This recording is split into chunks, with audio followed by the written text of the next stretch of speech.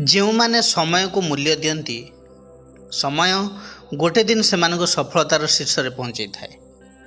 ନମସ୍କାର ବନ୍ଧୁଗଣ, ମୁଁ ସାଗର, କଳାକାର ସାଗର ସଂଘ ମାଷ୍ଟ୍ରୋଲୋଜି ଜ୍ୟୋତିଷ ଜ୍ଞାନ ଆଣ୍ଡ କର୍ମ ଚ୍ୟାନେଲକୁ ଆପଣମାନଙ୍କୁ ସ୍ୱାଗତ ଜଣାଉଛି। ଆଜି ଆମେ ଆଲୋଚନା କରିବା ମକର ରାଶିର ବ୍ୟକ୍ତିବିଶେଷମାନଙ୍କ ପାଇଁ ଏହି 2026 ମସିହା ଜୁନ୍ ମାସ କିପରି ରହିବ, ଗ୍ରହମାନଙ୍କର ସ୍ଥିତି କିପରି ରହିଛି, ନବଗ୍ରହମାନେ କି ଫଳ ଦେବେ, ସବୁକିଛି ସ୍ୱାସ୍ଥ୍ୟ, ଶିକ୍ଷା, finance, love relation, married life, ଜବର, ପ୍ରଫେସନ୍ ଏବଂ ବିଜନେସ୍ ବିଷୟରେ ଡିଟେଲ୍ସରେ ଆଲୋଚନା କରିବା। ଆସନ୍ତୁ ପ୍ରଥମେ ନଜର ପକାଇବା ଗ୍ରହ ଗୋଚର ସ୍ଥିତି ଉପରେ।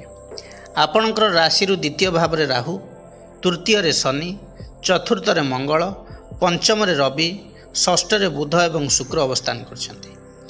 ଜୁନ୍ 2 ତାରିଖ ଠାରୁ ବୃହସ୍ପତି ରହିବେ ସପ୍ତମ ଭାବରେ କର୍କଟ ରାଶିରେ। ଜୁନ୍ 8 ତାରିଖରେ ଶୁକ୍ର ରହିବେ ବୃହସ୍ପତି ଯୁକ୍ତ ହୋଇକି ସପ୍ତମରେ। ଜୁନ୍ 15 ତାରିଖରେ ରବି ରହିବେ ଷଷ୍ଠ ଭାବରେ। ଜୁନ୍ 20 ତାରିଖରେ ମଙ୍ଗଳ ରହିବେ ପଞ୍ଚମ ଭାବରେ ଏବଂ ଜୁନ୍ 22 ତାରିଖରେ ବୁଧ ରହିବେ କର୍କଟ ରାଶିରେ ସପ୍ତମରେ ବୃହସ୍ପତି ଯୁକ୍ତ ହୋଇକି। ଏତେ ଗୁଡ଼ିଏ ଗ୍ରହ ରାଶି ପରିବର୍ତ୍ତନ ଏହି ମାସରେ କରୁଥିବାରୁ ମକର ରାଶିର ବ୍ୟକ୍ତିବିଶେଷଙ୍କ ଜୀବନରେ ଅନେକ କିଛି ପରିବର୍ତ୍ତନ ଦେଖିବାକୁ ଏହି ମାସରେ ମିଳିବ। ବନ୍ଧୁଗଣ, ଏହି ବିଚାର ଜନ୍ମରାଶି ଚନ୍ଦ୍ର ରାଶିକୁ ଆଧାର କରି କରାଯାଇଛି। ଯେଉଁମାନଙ୍କର ମକର ରାଶି ଏବଂ ମକର ଲଗ୍ନ, ସେମାନଙ୍କ ପାଇଁ ଏହି ଭିଡ଼ିଓ ଅଧିକ ଫଳପ୍ରଦ ହେବ ବୋଲି ଆମର ଆଶା ଓ ବିଶ୍ୱାସ। ସର୍ବପ୍ରଥମେ ଆଲୋଚନା କରିବା ଏହି ମାସରେ ଆପଣଙ୍କର ସ୍ୱାସ୍ଥ୍ୟ ଅବସ୍ଥା କିପରି ରହିବ। ଫାର୍ଷ୍ଟ ହାଉସ୍ ଆମର ଶରୀର, ଆମ ଇମ୍ୟୁନିଟିର ଭାବ। ଲଗ୍ନାଧିପତି ଶନି ତୃତୀୟ ଭାବରେ ଅଛନ୍ତି। ଶରୀରରେ ସହନ ଶକ୍ତି ବଢ଼ିବ, କିନ୍ତୁ କାମରେ ଚାପ ରହିବ। ମାନସିକ କ୍ଳାନ୍ତିକୁ ଅବହେଳା କଲେ ସମସ୍ୟା ଆସିପାରେ। ଲଗ୍ନାଧିପତି ଶନି ତୃତୀୟ ଭାବରେ ଯେହେତୁ ରହୁଛନ୍ତି, ମାନସିକ ଶକ୍ତି ଦୃଢ଼ ରହିବ। ଯଦି ବି କିଛି ଶାରୀରିକ ଅସୁସ୍ଥତା ଅଛି, ଟିକେ ସମୟ ଲାଗିବ ସୁସ୍ଥ ହେବାକୁ, କାରଣ ଶନି ଗ୍ରହର ସ୍ୱଭାବ ଧୀର। ଶରୀରରେ ଆଳସ୍ୟ, ଥକାପଣ, ଶରୀର ଭାରି ଭାରି ଲାଗିବା, ଜଏଣ୍ଟ ପେନ୍, ନି ପେନ୍, ପାଦ ଆଦିରେ ଯନ୍ତ୍ରଣା ହୋଇପାରେ। ତୃତୀୟ ଭାବ ହେଉଛି ପରାକ୍ରମର ଭାବ।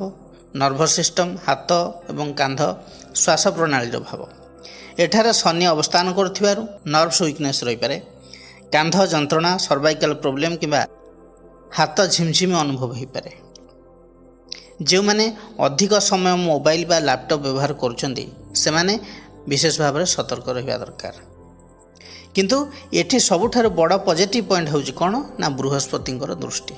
ବୃହସ୍ପତି ଯେତେବେଳେ ଲଗ୍ନକୁ ଏବଂ ତୃତୀୟ ଭାବକୁ ଦେଖୁଛନ୍ତି, ଲଗ୍ନପତି ମଧ୍ୟ ତୃତୀୟରେ ରହୁଛନ୍ତି, ବୃହସ୍ପତିଙ୍କ ଦୃଷ୍ଟିରେ ଶରୀରକୁ ପ୍ରୋଟେକ୍ସନ୍ ମିଳିବ। ଅନେକ ବଡ଼ ସମସ୍ୟାରୁ ଜାତକ ବଞ୍ଚି ଯାଇପାରନ୍ତି। ରୋଗ ହେଲେ ମଧ୍ୟ ଠିକ୍ ହେବାର ଚାନ୍ସ ବଢ଼ିବ। ଇମ୍ୟୁନିଟି ଧୀରେ ଧୀରେ ଭଲ ହେବ। ମନରେ ପଜିଟିଭ୍ ଭାବନା ଆସିବ। ବୃହସ୍ପତିର କାରକତ୍ୱ ହେଉଛି ହିଲିଂ, ରିକଭରି, ଡିଭାଇନ୍ ପ୍ରୋଟେକ୍ସନ୍।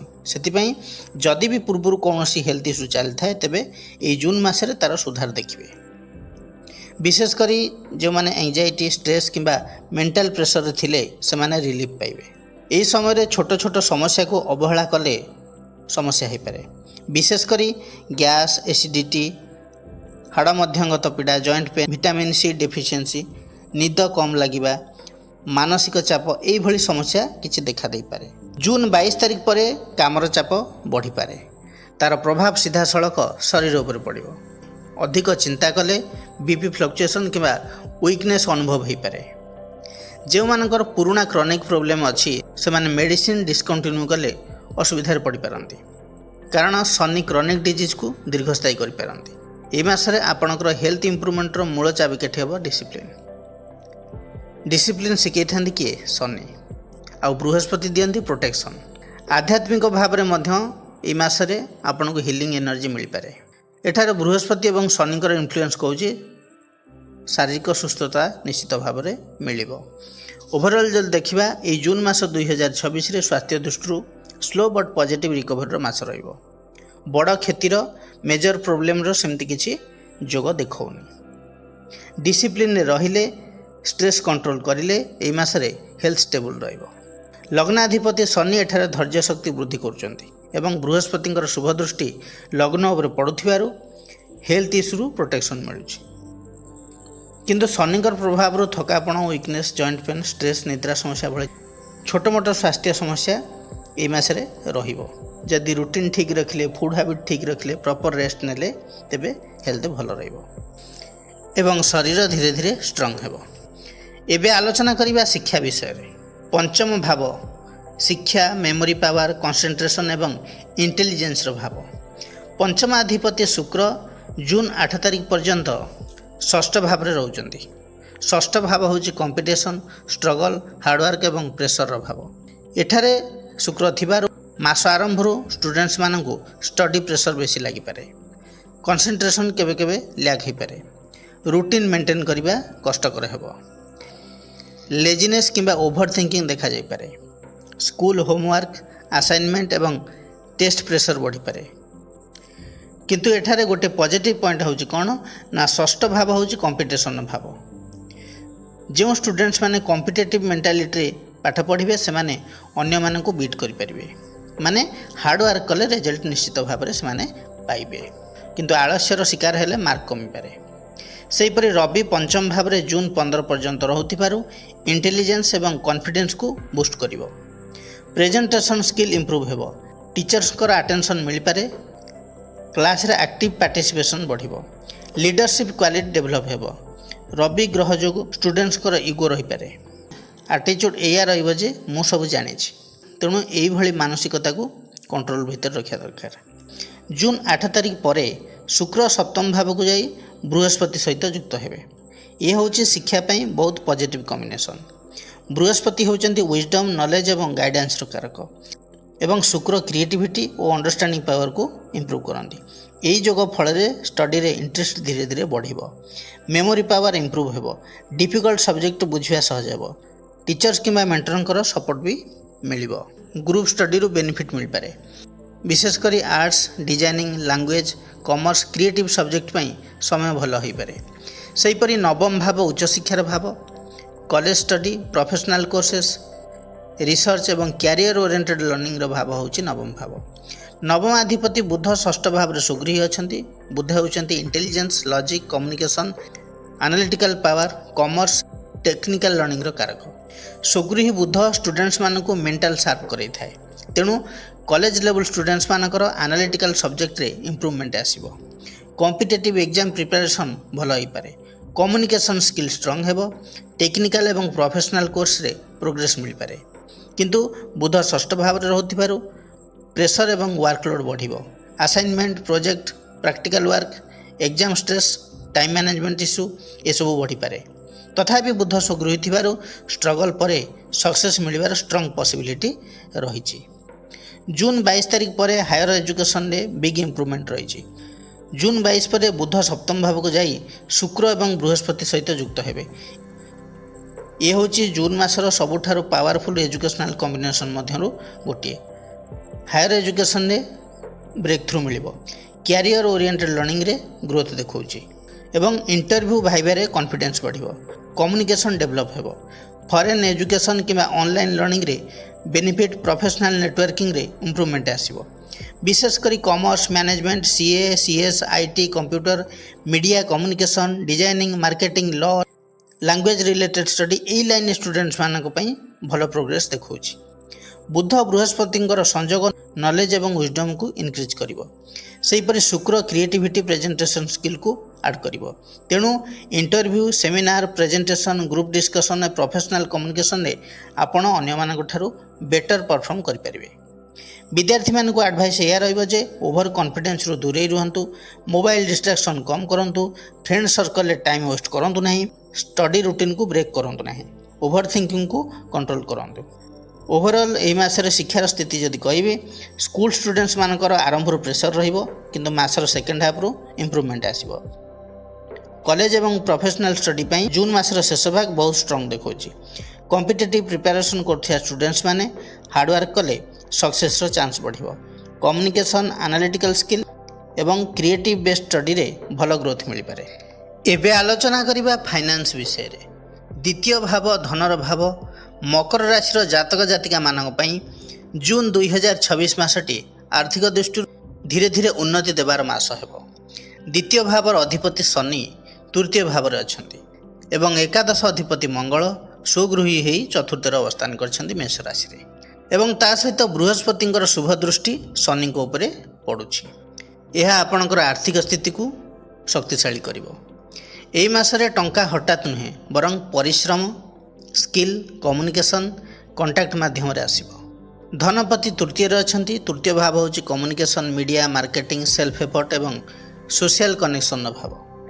ନିଜର ଏଫର୍ଟରୁ ଇନକମ୍ ବଢ଼ିବ। ଯେଉଁମାନେ social media platform, Facebook, online ପ୍ଲାଟଫର୍ମରେ କାମ କରୁଛନ୍ତି, ଇନକମ୍ ଭଲ ହେବ। Speaking skill, astrology, consultation, teaching, brand promotion, ମାର୍କେଟିଂରୁ ଧନ ଆସିପାରେ। ଛୋଟ ମୋଟ ସୋର୍ସରୁ ମଲ୍ଟିପୁଲ୍ ଇନକମ୍ ଜେନେରେଟ୍ ହେବ। ଏଠାରେ ଶନି ସ୍ଲୋ ପ୍ଲାନେଟ୍ ହୋଇଥିବାରୁ ଇନକମ୍ ଧୀରେ ଧୀରେ ବିଲ୍ଟଅପ୍ ହେବ। ସେହିପରି ଏକାଦଶ ଅଧିପତି ମଙ୍ଗଳ ଚତୁର୍ଥରେ ସୁଗୃହୀ ରହୁଛନ୍ତି। ଏକାଦଶ ଭାବ ହେଉଛି ପ୍ରଫିଟ୍ ଏବଂ ଗେନ୍ର ଭାବ। Property related benefit, vehicle related gain, land, home, construction, interior, ମେସିନାରୀରୁ ଲାଭ ଦେଖାଉଛି। ଫ୍ୟାମିଲି ସପୋର୍ଟରୁ ଇନକମ୍ ଆସିବ। ହୋମ୍ ବେସ୍ଡ ବିଜନେସ୍ରେ ଭଲ ପ୍ରଫିଟ୍ ହେବ। ଅନଲାଇନ୍ ୱାର୍କ ଫ୍ରମ୍ ହୋମ୍ରୁ ଇନକମ୍ ବଢ଼ିପାରେ। ଯେଉଁମାନେ real estate, electronics, technical field, engineering, online business କିମ୍ବା ପ୍ରପର୍ଟି ଡିଲିଂସରେ ଇନଭଲ୍ଭ ଅଛନ୍ତି, ସେମାନେ ଭଲ ଇନକମ୍ କରିବେ। ତେବେ ଆସନ୍ତୁ ଜାଣିବା ମକର ରାଶି ପାଇଁ ଏହି ମାସରେ ଅର୍ଥ ଲାଭ କେଉଁ କେଉଁ କ୍ଷେତ୍ରରୁ ହେବ। Online marketing, consulting, communication based work, property dealings, family business, technical field, home based business, astrology, ଏହିସବୁ କ୍ଷେତ୍ରରୁ ଭଲ ଇନକମ୍ ହେବ। ବୃହସ୍ପତିଙ୍କର ଦୃଷ୍ଟି ଯେହେତୁ ରହୁଛି ଶନିଙ୍କ ଉପରେ, ଏହା ଆପଣଙ୍କୁ ଫାଇନାନ୍ସିଆଲ ୱିଜଡମ୍ ଦେବ। ଧନ ଆସିବା ସହିତ ସେଭିଙ୍ଗସ୍ ମେଣ୍ଟାଲିଟି ମଧ୍ୟ ବଢ଼ିବ। ବଡ଼ ଲସ୍ରୁ ପ୍ରୋଟେକ୍ସନ୍ ନିଶ୍ଚିତ ଭାବରେ ମିଳିବ। ସିନିୟର ପର୍ସନଙ୍କର ହେଲ୍ପ ମିଳିବ। ଗୁଡ୍ ଆଡ଼ଭାଇସ୍ରୁ ଲାଭ ମିଳିବ। ଲଙ୍ଗ୍ ଟର୍ମ ପ୍ଲାନିଂରୁ ବେନିଫିଟ୍ ମିଳିବ। କିଛି ଲୋକଙ୍କୁ ଟିଚର, ମେଣ୍ଟର କିମ୍ବା ଇନଫ୍ଲୁଏନ୍ସିଆଲ ପର୍ସନଙ୍କ ସପୋର୍ଟରୁ ଇନକମ୍ ଅପରଚ୍ୟୁନିଟି ମିଳିପାରେ। ଏହି ଜୁନ୍ ମାସରେ ମକର ରାଶିର ବ୍ୟକ୍ତିବିଶେଷଙ୍କୁ କେତେକ କ୍ଷେତ୍ରରେ ସାବଧାନ ମଧ୍ୟ ରହିବାକୁ ପଡ଼ିବ। ଇମୋସନାଲ୍ ସ୍ପେଣ୍ଡିଂ କମ୍ କରନ୍ତୁ। ଭେହିକିଲ୍ କିମ୍ବା ହୋମ୍ ରିଲେଟେଡ୍ ଏକ୍ସପେନ୍ସେସ୍ ବଢ଼ିଯାଇପାରେ, ତାକୁ କଣ୍ଟ୍ରୋଲ କରନ୍ତୁ। ସିବଲିଂସ୍ କିମ୍ବା ରିଲେଟିଭ୍ସ ପାଇଁ ଏକ୍ସପେନ୍ସେସ୍ ବଢ଼ିପାରେ। ଜୁନ୍ ସେକେଣ୍ଡ ହାଫ୍ରେ ଅନନେସେସରି ଲକ୍ଜରୀ ସ୍ପେଣ୍ଡିଂ ବଢ଼ିପାରେ। ତେଣୁ ଅର୍ଣ୍ଣିଂ ଭଲ ଥିଲେ ମଧ୍ୟ ସେଭିଂ ମେଣ୍ଟେନ୍ କରିବା ନିହାତି ଜରୁରୀ। ଓଭରଅଲ୍ ଯଦି କହିବେ ମକର ରାଶି ପାଇଁ ଜୁନ୍ ମାସ ହେଉଛି ଇନକମ୍ ଗ୍ରୋଥର ମାସ। ସେଲ୍ଫ ଏଫର୍ଟରୁ ଆର୍ଥିକ ଉନ୍ନତି ହେବ। ମଲ୍ଟିପୁଲ୍ ସୋର୍ସରୁ ଅର୍ଣ୍ଣିଂ ହେବ। ଅନଲାଇନ୍ କମ୍ୟୁନିକେସନ୍ ଫିଲ୍ଡରେ ସକ୍ସେସ୍ ଯୋଗ ଦେଖାଉଛି। ପ୍ରପର୍ଟି ଏବଂ home related benefit, stable financial growth ଦେଖାଉଛି। ଏହି ମାସରେ ଆପଣ ପରିଶ୍ରମ ଯେତେ କରିବେ ଇନକମ୍ ସେତେ ଅଧିକ ହେବ ଆଉ ଆପଣ ଗ୍ରୋ କରିବେ। ଏବେ ଆଲୋଚନା କରିବା ଲଭ୍ ଲାଇଫ୍ ବିଷୟରେ। ମକର ରାଶି ପାଇଁ ଜୁନ୍ 2026ରେ ଲଭ୍ ଲାଇଫ୍ରେ ବଡ଼ ପରିବର୍ତ୍ତନ ଦେଖିବାକୁ ମିଳିପାରେ। ପଞ୍ଚମ ଭାବ ଲଭ୍ର ଭାବ, ପଞ୍ଚମାଧିପତି ଶୁକ୍ର ଷଷ୍ଠ ଭାବରେ ବୁଧ ସହିତ ଥିବାରୁ ମାସ ଆରମ୍ଭରେ ଲଭ୍ରେ କନଫ୍ୟୁଜନ୍, ମିସ୍ଅଣ୍ଡରଷ୍ଟାଣ୍ଡିଂ, ଓଭରଥିଙ୍କିଂ ଏବଂ ପ୍ରାକ୍ଟିକାଲ ଇସ୍ୟୁ ଦେଖାଦେଇପାରେ। କିନ୍ତୁ ଜୁନ୍ 8 ତାରିଖ ପରେ ଶୁକ୍ର ସପ୍ତମ ଭାବକୁ ଯାଇ ବୃହସ୍ପତି ସହିତ ଯୁକ୍ତ ହେବା ଫଳରେ ଏକ ଶୁଭଯୋଗ ସୃଷ୍ଟି ହେବ। ଇଏ ରିଲେସନସିପ୍କୁ ସିରିୟସ୍, ଇମୋସନାଲ୍ ଏବଂ କମିଟେଡ୍ କରିପାରେ। ଜୁନ୍ 8 ତାରିଖ ପରେ ଆକର୍ଷଣ ବଢ଼ିବ। ଲୋକମାନେ ଆପଣଙ୍କର ପର୍ସନାଲିଟି ପ୍ରତି ଆକର୍ଷିତ ହେବେ। ଯେଉଁମାନଙ୍କର ରିଲେସନସିପ୍ରେ ଦୂରତା ଥିଲା ସେଥିରେ ପୁଣି ବଣ୍ଡିଂ ଭଲ ହୋଇପାରେ। ମାସ ଆରମ୍ଭରୁ ପଞ୍ଚମାଧିପତି ଶୁକ୍ର ବୁଧ ଯୁକ୍ତ ଥିବାରୁ କମ୍ୟୁନିକେସନ୍ ଏବଂ ଡେଲି ରୁଟିନ୍ ଜାଗାରୁ ଲଭ୍ ଡେଭଲପ୍ ହେବାର ଚାନ୍ସ ଅଧିକ ରହିଛି। School, college, coaching centre, office, workplace, social media, chatting, neighbour କିମ୍ବା ଡେଲି କଣ୍ଟାକ୍ଟ ଥିବା ପର୍ସନ୍ ପାଖରୁ ଲଭ୍ ଡେଭଲପ୍ ହୋଇପାରେ। ହେଲ୍ଥ, ସର୍ଭିସ୍ ମ୍ୟାନେଜମେଣ୍ଟ କିମ୍ବା teaching field, health field, service management କିମ୍ବା ଟିଚିଂ ଫିଲ୍ଡ, ଫ୍ରେଣ୍ଡ ସର୍କଲରୁ ଫ୍ରେଣ୍ଡସିପ୍ ଧୀରେ ଧୀରେ ଲଭ୍ ଆଡ଼କୁ ଯାଇପାରେ। ବୁଧଙ୍କ ପ୍ରଭାବ ଥିବାରୁ ଇଣ୍ଟେଲିଜେଣ୍ଟ, ସ୍ମାର୍ଟ ଟକିଂ ପର୍ସନଙ୍କ ପ୍ରତି ଆଟ୍ରାକ୍ସନ୍ ବଢ଼ିପାରେ। ଯେଉଁମାନେ ଟିନେଜର ଅଛନ୍ତି କାହା ସହିତ କ୍ରସ୍ ହୋଇପାରେ। ଜୁନ୍ ଆରମ୍ଭରେ ମିସ୍ଅଣ୍ଡରଷ୍ଟାଣ୍ଡିଂ, ୱାନ୍ ସାଇଡ୍ ଫିଲିଂସ୍ ହୋଇପାରେ। ବଟ୍ ଜୁନ୍ 8 ପରେ ବଣ୍ଡିଂ ଇମ୍ପ୍ରୁଭ୍ ହେବ। ସୋସିଆଲ ମିଡ଼ିଆ ଏବଂ ସ୍କୁଲ କଲେଜରୁ କନେକ୍ସନ୍ ହେବାର ଚାନ୍ସ ଅଧିକ ଦେଖାଉଛି। କିନ୍ତୁ ଇମୋସନରେ ଅଧିକ ଭାସିଯିବା ଠିକ୍ ନୁହେଁ। ଷ୍ଟଡି ଉପରେ ଫୋକସ୍ ରଖିବା ଦରକାର। ୟଙ୍ଗ ଏଜ୍ରେ ଯେଉଁମାନେ ଅଛନ୍ତି, 20ରୁ 30 ଏଜ୍ ମଧ୍ୟରେ ଯେଉଁମାନେ ଅଛନ୍ତି, ଏହି ମାସ ସେମାନଙ୍କ ପାଇଁ ବହୁତ ଭଲ ରହିବ। ନ୍ୟୁ ରିଲେସନସିପ୍ ଷ୍ଟାର୍ଟ ହେବାର ଚାନ୍ସ ଅଛି। ବିଶେଷ କରି ଜୁନ୍ 8 ତାରିଖ ପରେ ପ୍ରପୋଜାଲ୍ କିମ୍ବା ରିଲେସନସିପ୍ ଅଫିସିଆଲି ଷ୍ଟାର୍ଟ ହୋଇପାରେ। ଆଟ୍ରାକ୍ଟିଭ୍ ପର୍ସନାଲିଟି ଦେଖି ଲୋକ ଆପଣଙ୍କୁ ଆପ୍ରୋଚ୍ କରିପାରନ୍ତି। ଲଙ୍ଗ୍ ଟର୍ମ ରିଲେସନସିପ୍ର ଚାନ୍ସ ବି ରହିଛି।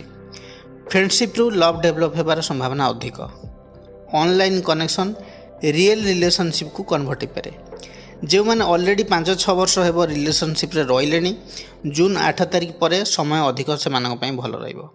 ରିଲେସନସିପ୍ରେ ଟ୍ରଷ୍ଟ ବଢ଼ିବ, ଫ୍ୟୁଚର ପାଇଁ ପ୍ଲାନିଂ କରିପାରନ୍ତି। ପାର୍ଟନରଙ୍କର ଭରପୁର ସପୋର୍ଟ ଆପଣଙ୍କୁ ମିଳିବ। ରୋମାଣ୍ଟିକ୍ ମୁଭମେଣ୍ଟ ଏବଂ ଇମୋସନାଲ୍ କ୍ଲୋଜନେସ୍ ବଢ଼ିପାରେ। କିନ୍ତୁ ମାସର ଶେଷ ୱିକ୍ରେ ଷଷ୍ଠପତିଙ୍କ ପ୍ରଭାବ ରହୁଥିବାରୁ ଇଗୋ, ଆର୍ଗୁମେଣ୍ଟ ଏବଂ ଓଭର ଏକ୍ସପେକ୍ଟେସନରୁ ସାବଧାନ ରହିବା ଦରକାର। ଛୋଟ କଥାକୁ ବଡ଼ ଇସ୍ୟୁ କରିବାକୁ ଦିଅନ୍ତୁନି। ମୋଟାମୋଟି ଭାବରେ କହିବାକୁ ଗଲେ ମକର ରାଶି ପାଇଁ ଏହି 2026 ମସିହା ଜୁନ୍ ମାସରେ ଲଭ୍ ଲାଇଫ୍ ଷ୍ଟାର୍ଟିଂ ଫେଜ୍ରେ ମିଶ୍ରିତ ଫଳ ଦେଲେ ମଧ୍ୟ ଜୁନ୍ 8 ତାରିଖ ପରେ ଅଧିକ ପଜିଟିଭ୍, ରୋମାଣ୍ଟିକ୍ ଏବଂ ଷ୍ଟେବୁଲ୍ ଡିରେକ୍ସନକୁ ଯାଇପାରେ। ଏବେ ଆଲୋଚନା କରିବା ବିବାହ ଓ ଦାମ୍ପତ୍ୟ ଜୀବନ ବିଷୟରେ। ସପ୍ତମ ଭାବ ବିବାହ ଦାମ୍ପତ୍ୟ ଜୀବନର ଭାବ। ସପ୍ତମରେ ଅଛନ୍ତି ବୃହସ୍ପତି, ଯାହା ଫଳରେ କି ବିବାହ ପାଇଁ ଖୁବ୍ ଭଲ ଯୋଗ ତିଆରି ହୋଇଛି। ବୃହସ୍ପତି ଶୁଭଗ୍ରହ ହୋଇଥିବାରୁ ସମ୍ପର୍କରେ ମ୍ୟାଚୁରିଟି ଆଣିବ, ଅଣ୍ଡରଷ୍ଟାଣ୍ଡିଂ ଏବଂ ରେସ୍ପେକ୍ଟ ବଢ଼ାଇବ। ଯେଉଁମାନଙ୍କର ବିବାହ ବିଳମ୍ବ ହେଉଥିଲା ସେମାନଙ୍କ ପାଇଁ ଏହି ସମୟରେ ଭଲ ପ୍ରପୋଜାଲ୍ ଆସିପାରେ। ପରିବାର ପକ୍ଷରୁ ମଧ୍ୟ ସମ୍ମତି ମିଳିବାର ସ୍ଥିତି ଦେଖାଉଛି। ଜୁନ୍ 8 ତାରିଖ ପରେ ଯେତେବେଳେ ଶୁକ୍ର ସପ୍ତମ ଭାବକୁ ଆସିବେ, ବୃହସ୍ପତି ଯୁକ୍ତ ହେବେ, ସେତେବେଳେ ଲଭ୍ ଆଟ୍ରାକ୍ସନ୍ ଏବଂ ଇମୋସନାଲ୍ ବଣ୍ଡିଂ ବହୁତ ବଢ଼ିବ। ଏହି ସମୟରେ ଯଦି କାହା ସହିତ ରିଲେସନସିପ୍ରେ ଅଛନ୍ତି ତାହେଲେ ସେହି ରିଲେସନସିପ୍ ମ୍ୟାରେଜକୁ କନଭର୍ଟ ହେବାର ଜୋରଦାର ଚାନ୍ସ ରହିବ। ଅବିବାହିତମାନଙ୍କ ପାଇଁ ନୂଆ ପ୍ରପୋଜାଲ୍ ଆସିପାରେ। ଏନଗେଜମେଣ୍ଟ ଫିକ୍ସ ହେବାର ସମ୍ଭାବନା ରହିଛି।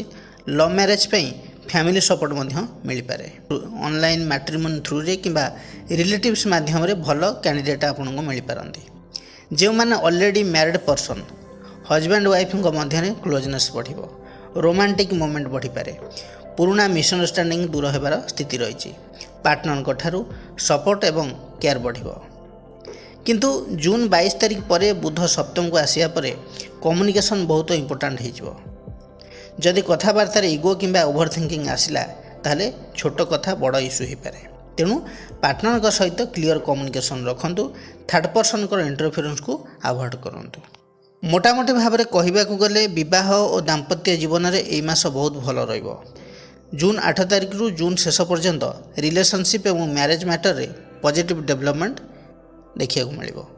ଯେଉଁମାନଙ୍କର ବିବାହ ଅଟକି ଯାଇଥିଲା ସେମାନଙ୍କ ପାଇଁ ଷ୍ଟ୍ରଙ୍ଗ ପସିବିଲିଟି ତିଆରି ହେଉଛି। ଏବେ ଆଲୋଚନା କରିବା ଜବ୍ ଓ ପ୍ରଫେସନ୍ ବିଷୟରେ। ମକର ରାଶି ପାଇଁ ଜୁନ୍ 2026 କର୍ମମୟ ଜୀବନ ଦୃଷ୍ଟିରୁ ଏକ ବହୁତ ଗୁରୁତ୍ୱପୂର୍ଣ୍ଣ ଏବଂ ଟର୍ଣ୍ଣିଂ ପଏଣ୍ଟ ଭଳି ମାସ ହେବାକୁ ଯାଉଛି।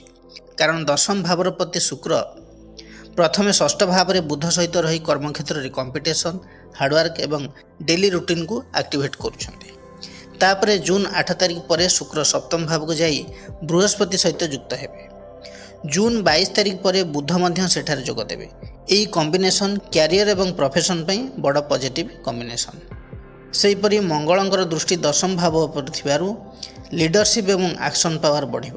ଏ ମାସରେ ଆପଣ ଚୁପଚାପ ବସିବେନି, କ୍ୟାରିୟରକୁ ଆଗକୁ ନେବା ପାଇଁ ଜୋରଦାର ପ୍ରୟାସ କରିବେ।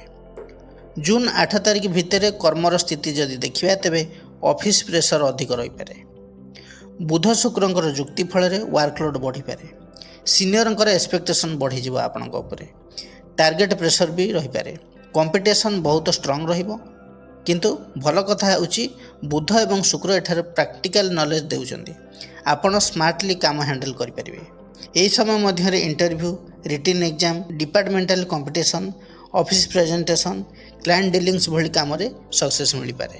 ଜୁନ୍ 8 ତାରିଖ ପରେ କ୍ୟାରିୟର ଗ୍ରାଫ୍ ଧୀରେ ଧୀରେ ଅପୱାର୍ଡ ଡିରେକ୍ସନକୁ ଯିବ। କାରଣ ଦଶମାଧିପତି ଶୁକ୍ର ସପ୍ତମ ଭାବରେ ବୃହସ୍ପତି ସହିତ ଯୁକ୍ତ ହେଉଛନ୍ତି।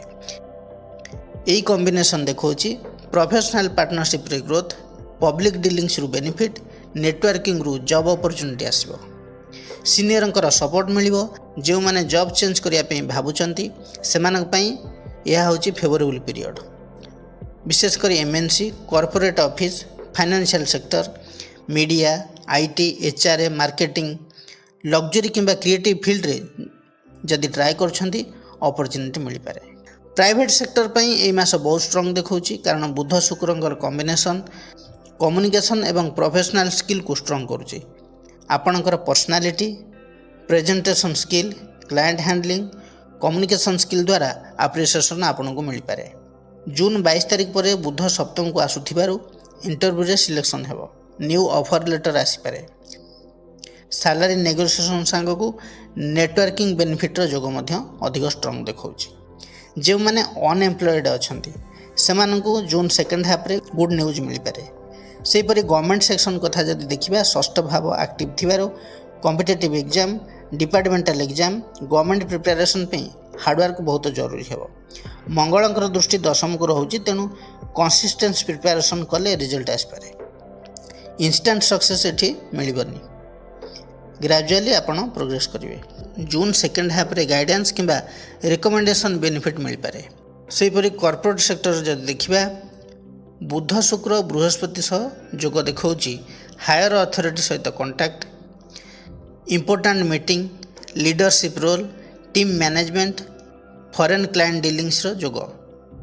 ଯଦି ଆପଣ sales, management, consulting, business development କିମ୍ବା କମ୍ୟୁନିକେସନ୍ ବେସ୍ଡ ପ୍ରଫେସନରେ ଅଛନ୍ତି, ତେବେ ଏହି ମାସ ବିଶେଷ ଭାବରେ ବେନିଫିସିଆଲ ରହିପାରେ। ଯେଉଁମାନଙ୍କର ପ୍ରମୋସନକୁ ନେଇ ଡାଉଟ୍ ଅଛି ସେମାନେ କନଫର୍ମ ହୋଇଯାଆନ୍ତୁ ଯେ ତାଙ୍କର ପ୍ରମୋସନ୍ ହୋଇଯିବ। ଜୁନ୍ ମାସର ସେକେଣ୍ଡ ହାଫ୍ରେ ଷ୍ଟ୍ରଙ୍ଗ ଚାନ୍ସ ରହିଛି ପ୍ରମୋସନ୍ ହେବାର।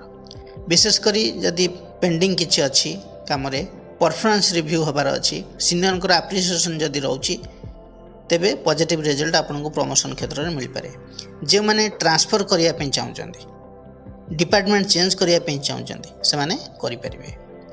Team change, office location change ମଧ୍ୟ ହୋଇପାରେ, ରୋଲ୍ ଚେଞ୍ଜ, କ୍ଲାଏଣ୍ଟ ସିଫ୍ଟିଂ ଏସବୁ ହୋଇପାରେ। କିନ୍ତୁ ଏ ଚେଞ୍ଜ ଅଧିକ ନେଗେଟିଭ୍ ନୁହେଁ, ଫ୍ୟୁଚର ଗ୍ରୋଥ୍ ପାଇଁ ବେନିଫିସିଆଲ ହେବ। ଯେଉଁମାନେ ଜବ୍ ସର୍ଚ୍ଚରେ ଅଛନ୍ତି ସେମାନଙ୍କ ପାଇଁ 8 ଜୁନ୍ ପରଠାରୁ ଜୁନ୍ ଶେଷ ପର୍ଯ୍ୟନ୍ତ ସମୟ ବହୁତ ଫେଭରେବୁଲ୍ ଦେଖାଉଛି। ବିଶେଷ କରି reference, social contract, online application, interview, networking ଦ୍ୱାରା ଅପରଚ୍ୟୁନିଟି ଆସିପାରେ। ଜୁନ୍ 22 ପରେ ବୁଧ କର୍ମାଧିପତି ଶୁକ୍ରଯୁକ୍ତ ହେବାରୁ କମ୍ୟୁନିକେସନ୍ ବେସ୍ଡରେ ସକ୍ସେସ୍ ବଢ଼ିବ। ତେଣୁ ଏ ସମୟରେ ଆକ୍ଟିଭ୍ ରହିବା ବହୁତ ଜରୁରୀ। ମୋଟାମୋଟି ଭାବରେ ଦେଖିବାକୁ ଗଲେ ଏହି 2026 ମସିହା ଜୁନ୍ ମାସରେ ମକର ରାଶି ପାଇଁ କ୍ୟାରିୟର ଏବଂ ପ୍ରଫେସନରେ ଗ୍ରୋଥ୍, ନେଟୱାର୍କିଂ, ରେକଗ୍ନେସନ୍ ଏବଂ ଅପରଚ୍ୟୁନିଟିର ମାସ ହେବ। ଆରମ୍ଭରୁ ପ୍ରେସର ରହିବ, ହାର୍ଡ଼ୱାର୍କ ରହିବ। ଜୁନ୍ ସେକେଣ୍ଡ ହାଫ୍ ବହୁତ ପଜିଟିଭ୍ ଡିରେକ୍ସନରେ ଯାଇପାରେ।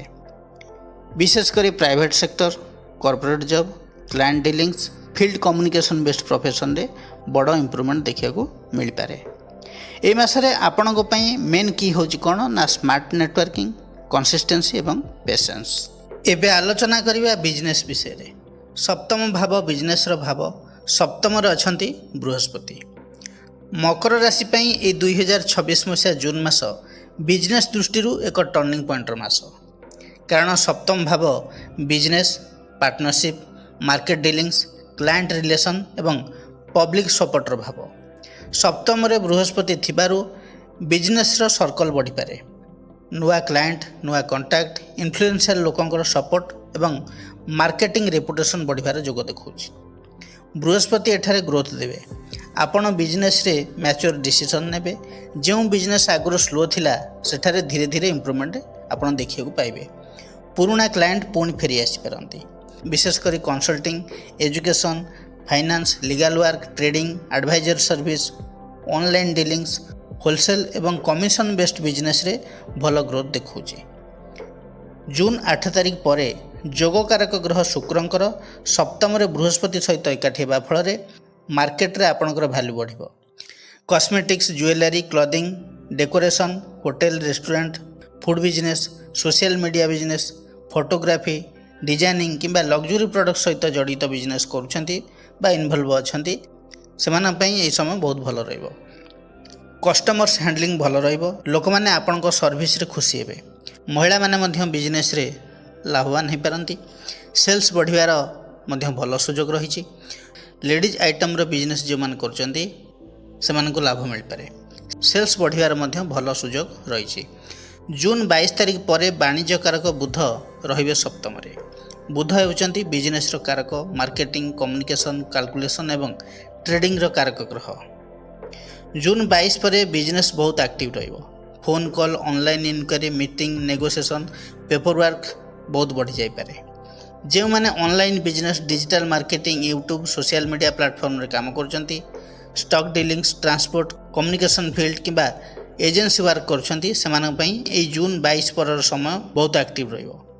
ନୂଆ ଡିଲ୍ ଫାଇନାଲ୍ ହେବାର ଯୋଗ ଅଛି। ସେହିପରି ଏହି ମାସରେ ପାର୍ଟନରସିପ୍ ବିଜନେସ୍ ମଧ୍ୟମ ଧରଣର ରହିବ। ଗ୍ରୋଥର ପସିବିଲିଟି ରହିଛି, କିନ୍ତୁ ଏଠାରେ ଟ୍ରଷ୍ଟ ଏବଂ ଟ୍ରାନ୍ସପାରେନ୍ସିର ଖୁବ୍ ଇମ୍ପୋର୍ଟାନ୍ସ ରହିବ। ବୃହସ୍ପତି ପାର୍ଟନରସିପ୍କୁ ଷ୍ଟେବୁଲ୍ କରିବେ। ତେବେ ଆସନ୍ତୁ ଜାଣିବା ଏହି ଜୁନ୍ ମାସରେ ମକର ରାଶି ପାଇଁ କେଉଁ କେଉଁ ବିଜନେସ୍ରେ ଅଧିକ ଲାଭ ରହିଛି।